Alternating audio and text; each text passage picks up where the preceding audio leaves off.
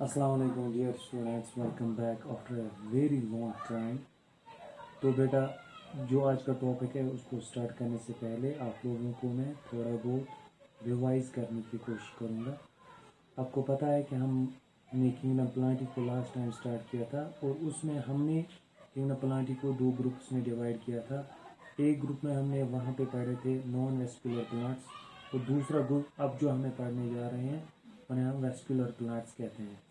फिलहाल vascular plants को छोड़ दीजिए, हम पहले नज़र डालेंगे नॉन वेस्कुलर प्लांट्स में कौन कौन आते थे।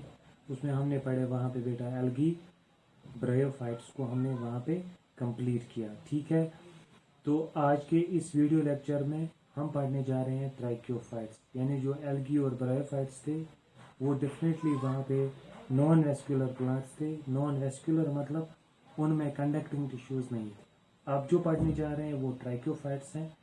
ट्राइक्योफाइट्स में तीन ग्रुप्स आते हैं। पहला इसमें आता है टेरिडोफाइट्स, ठीक है बेटा। दूसरा इसमें आते हैं सीड प्लांट्स, ठीक। सीड प्लांट्स में फिर दो सब ग्रुप्स यहाँ पे हैं।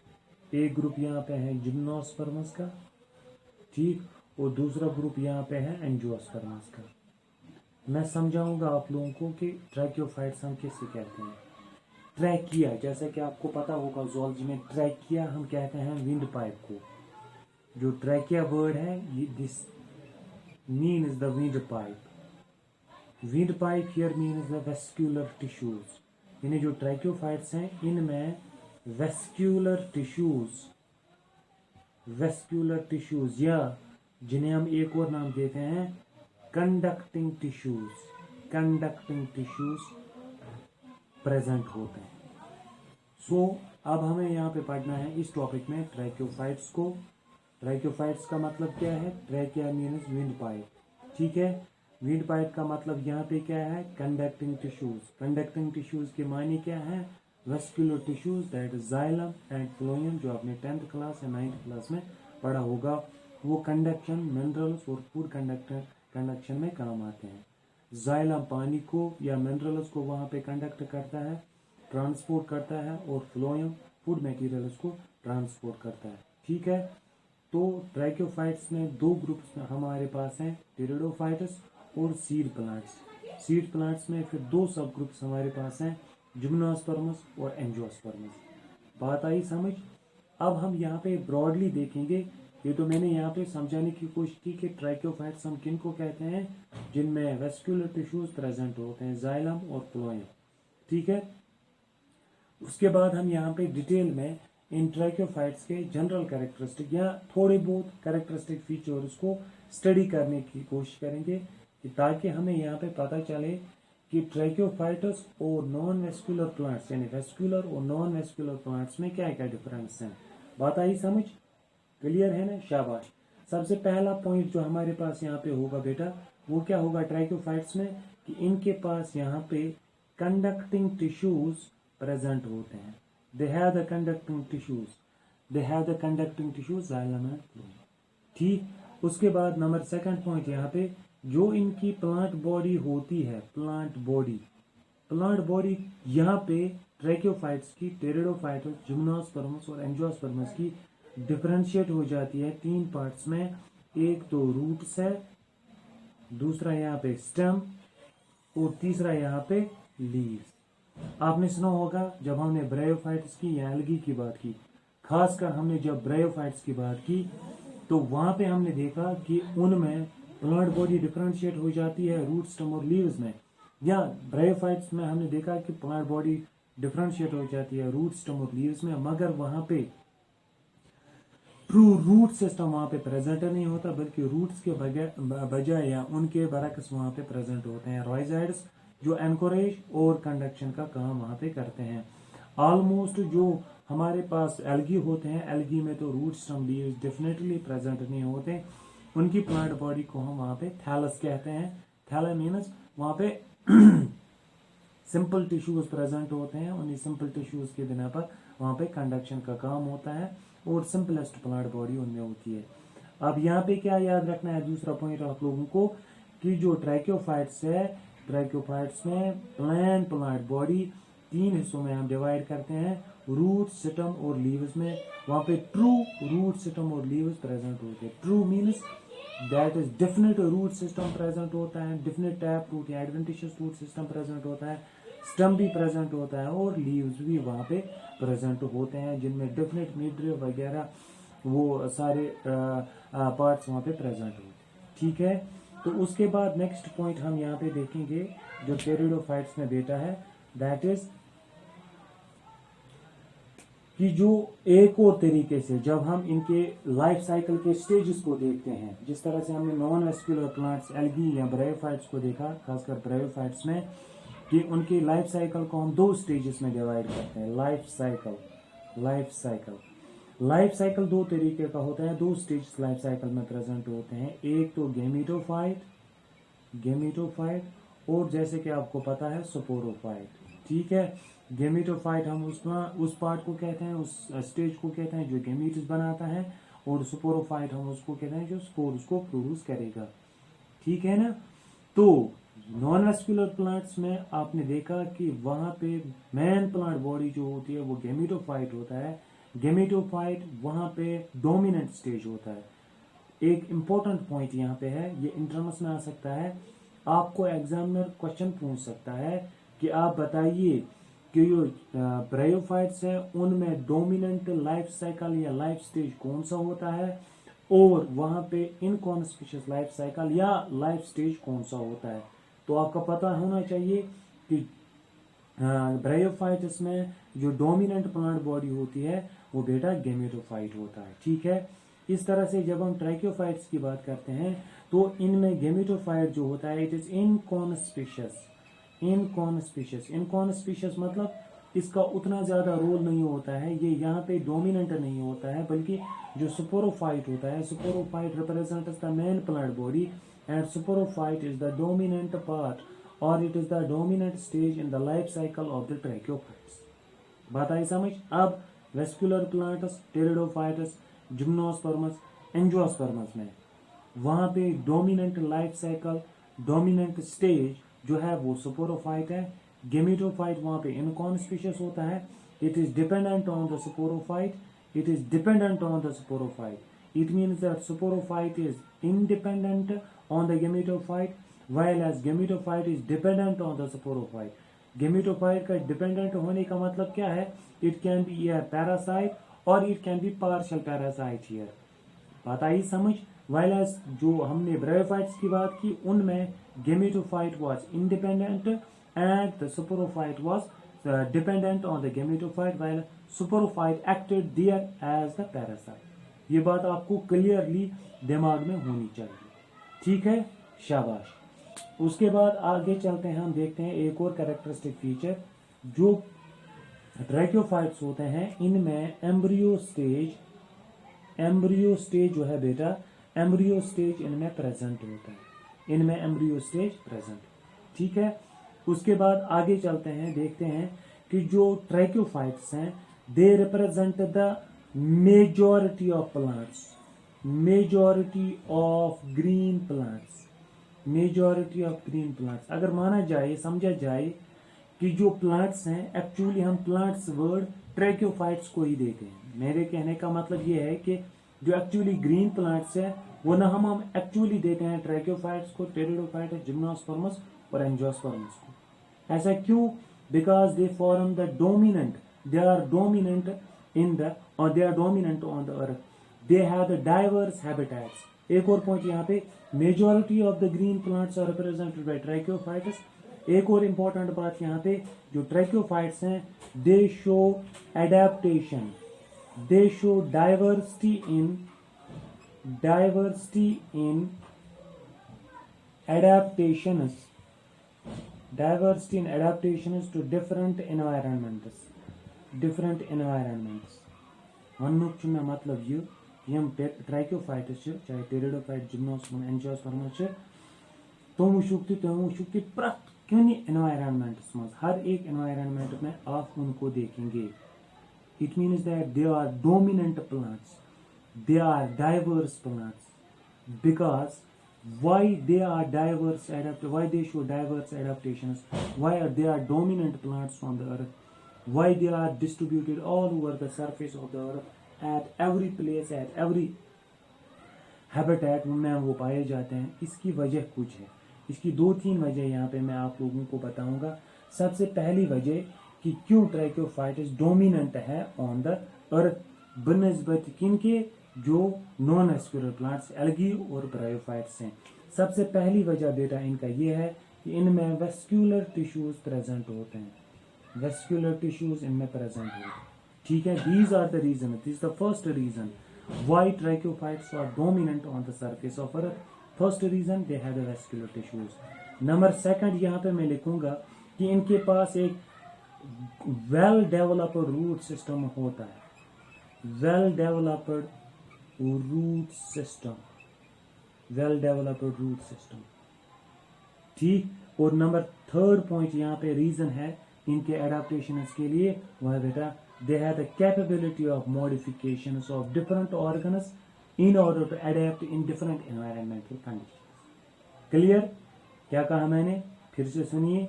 ट्रैकोफाइट्स are dominant on the surface of earth. The reasons for the dominance of trachophytes on the earth are three.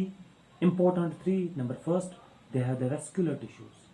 Vascular tissue मतलब अगर कम प्लांट बोर्ड आए एमिशना फूड कॉलोन योर एमिशना त्रेश चेंज अगर इस बिल्डिंग बनाना चाहिए तब बिल्डिंग अगर इस होर आए आब कॉलोन इस किम ज़रिए कॉलोन आब पाइपों ज़रिए अगर न पाइपन आए फोर्स की अगर पाइप हैकन कर की इस मोटर लागा इथे कन इस काम आसा मतलब वेस्कुलर टिश्यू तुम एक्ट कर एज मोटर, लीव्स एक्ट कर एज मोटर, तुम क्या कर अत पे यानी वेस्कुलर टिश्यू सह फूड या वाटर सह ट्रांसपोर्ट ग up to long distance. Clear?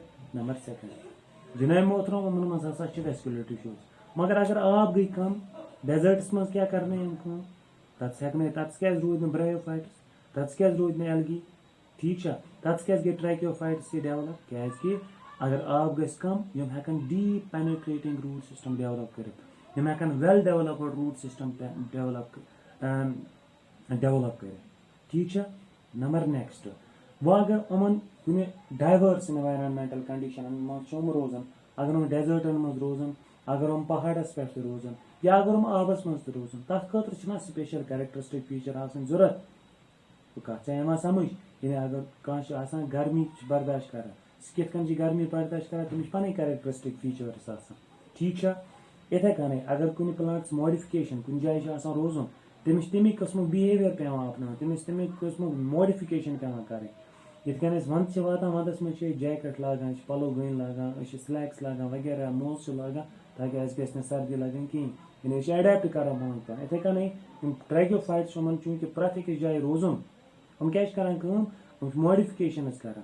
अगर मॉडिफिकेशन मतलब अगर उमन आब कमी आस रूट सिस्टम डेवलप कर डीप पेनिट्रेटिंग रूट सिस्टम आब कम कर खतर यानी आब बचाने खतर बड़ो लीवो बदल हसा लकट लकट कंड बनावा यानी तुम हसा बना स्पाइनस हसा तुम बनावा सह गई मॉडिफिकेशन।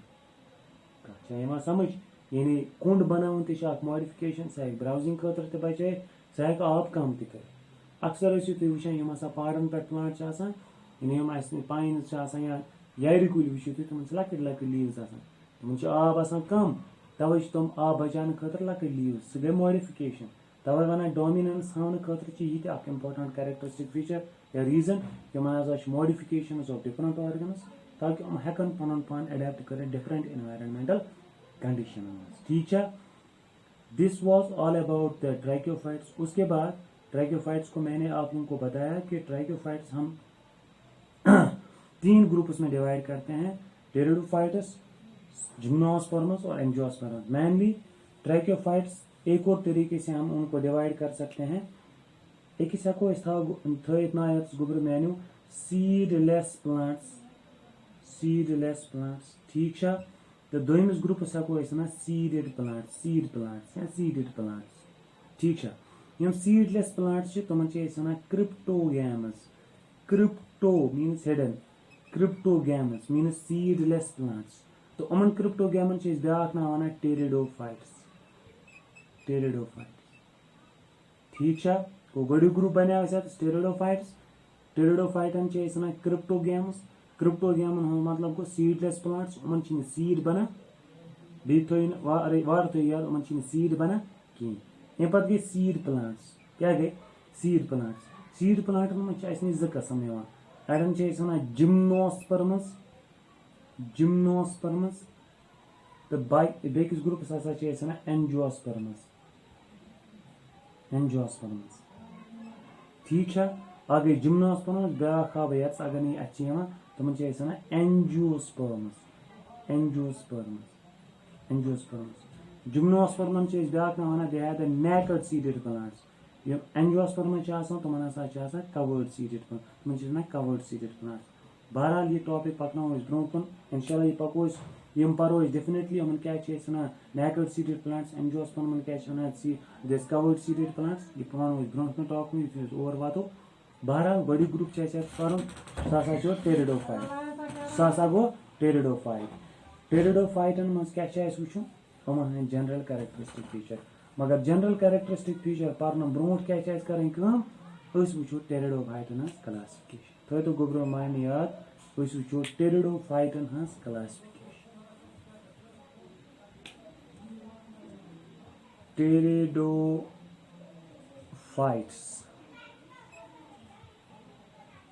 टेरिडोफाइट्स ठीक है ये क्लासिफिकेशन अमन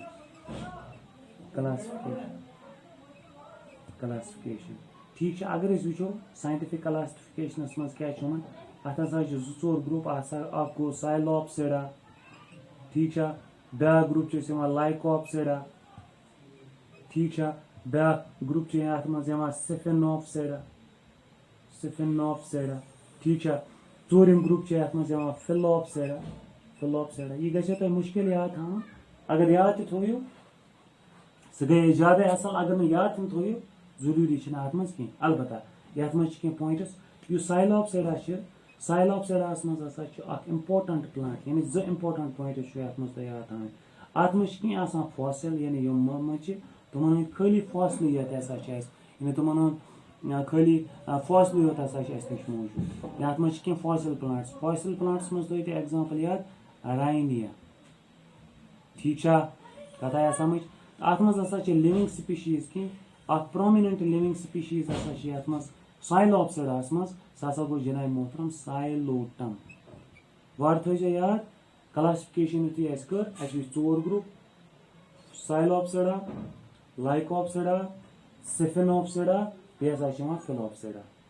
वो ठीक है समझ कि ना मे पता कि ये मज गुट लाइट थोड़ा बहुत ब्लर विजन वो क्या करो टाइम बचाने मूजूब हसा पे कह कर ये मज थो Psilopsida important point fossil plant the fossil Psilopsida is Rhynia थो तो याद राइनिया फॉसिल साइलोप्सिडा और फॉसिल टेरिडोफाइट ठीक है ये मज वो लिविंग स्पीशीज सह गई साइलोटम ठीक है लाइकोप्सिडास मज वो लाइकोप्सिडास मज स्पीशीज तथ लाइकोपोडियम नाव ठीक है सिफिनोप्सिडास मज जो स्पीशीज एडिएटम डायोप्टेरिस अत मज साल्विनिया बहरहाल ये वो इतकन क्लासिफिकेशन इस आम तौर पर वो ट्रू मैनस पे वो प्रदीप्स पे वो दिनेश पे वो अलबत्ता NCERT पको फिलहाल तथे कन सही NCERT किताब वन हसा टेरिडोफाइट्स टेरिडोफाइटन हसा जो ग्रुप ब्रॉड जो ग्रुप हसा अड़न हसा वन जनाब मोहतरम हॉर्सटेल्स ठीक है दोमिस ग्रुपस हसा वन फर्नस अगर वो टेरिडोफाइटुक ग्रीक वर्ड अगर वो टेरिडोफाइटुक मतलब गो टेरिस मतलब हसा गो ये फर्न टेरिसुक मतलब गो फर्नस टेरिडोफाइटा यूज तथ मज डोमिनेंट प्लांट्स तुम हसा फर्नस कम फर्नस ठीक है हॉर्सटेल्स हॉर्सटेल्स मज वो एग्जाम्पल तथ हसा नाव इक्वेस्टियम ठीक है हॉर्सटेल जो ग्रुप NCERT बुक पे हॉर्सटेल्स तो फर्नस हॉर्सटेल मज इक्वेस्टम फर्नन मज एडिएटम ठीक है नंबर सेकंड अत ड्राई ऑप्टरिस तो नंबर थर्ड अत साल्विनिया हम गए जनाब मोहतरम टेरिडोफाइट्स हम टेरिडोफाइट्स हसा दोन ग्रुपन मज फॉरेस्टेयर्स तो फर्नन मज डिवाइड कर ठीक है बाकी इंशाल्लाह रहमान उमन डिटेल पढ़ो नेक्स्ट वीडियो लेक्चरस मज till then stay home stay blessed thank you so much